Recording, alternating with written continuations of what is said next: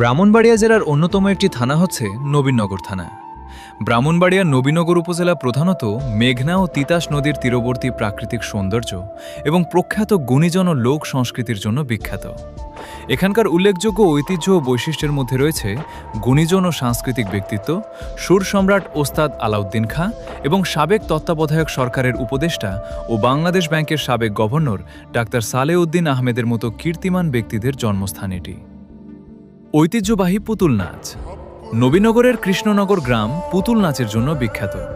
শিল্পী বিপিন দাসের হাত ধরে এই অঞ্চলে পুতুল নাচের প্রাচীন ঐতিহ্য বিকাশ লাভ করে। দর্শনীয় স্থান: নবীনগর মঠ, বিদ্যাকূট সতীদাহা স্মৃতি মন্দির, শাহপুর মসজিদ এবং শতবর্ষী মুনসেফ আদালত এখানকার উল্লেখযোগ্য ঐতিহাসিক নিদর্শন। এছাড়া পুরো ব্রাহ্মণবাড়িয়া জেলা তার সুস্বাদু মিষ্টি, ছানামুখী, মসলিন কাপড় এবং বৃহত্তম তিতাস গ্যাস ক্ষেত্রের জন্য দেশজুড়ে সমাদৃত। নবীনগরের মূল সৌন্দর্য লুকিয়ে আছে এর বুক চিরে বয়ে যাওয়া আঁকাবাঁকা নদী, বিস্তীর্ণ সবুজ চরাঞ্চল এবং ঋতুভিত্তিক প্রাকৃতিক রূপের মধ্যে। নদী ও রূপালী জলধারা, মেঘনা ও তিতাসের মিলন মেলা। নবীনগরের তিন দিকে ঘিরে রেখেছে মেঘনা, তিতাস ও বুড়ি নদী। নদী পাড়ের শান্ত হাওয়া, মাঝিদের পালের নাও এবং সূর্যাস্তের সময় নদীর জলের রূপালী আভা এক চমৎকার শান্তিময় পরিবেশ তৈরি করে। বিকেলের নদী পাড়।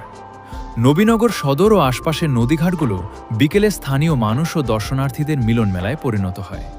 বিশেষ করে গোধূলি লগ্নে নদীর বুকে সূর্যের ডুবে যাওয়া দৃশ্য ভীষণ মনোরম। 2. বর্ষাকালের রূপ, মিনি কক্সবাজার। দিগন্ত জোড়া জলরাশি।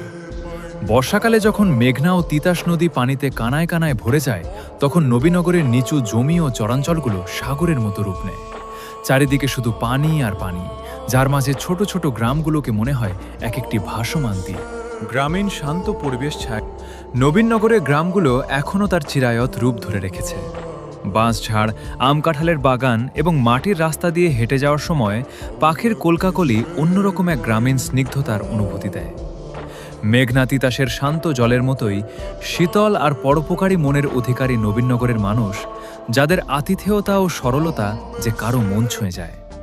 আর এই সব কিছু মিলিয়ে আমাদের নবীনগর থানা, আপনি কোন থানা থেকে ভিডিওটি দেখছেন অবশ্যই কমেন্ট করে জানাবেন।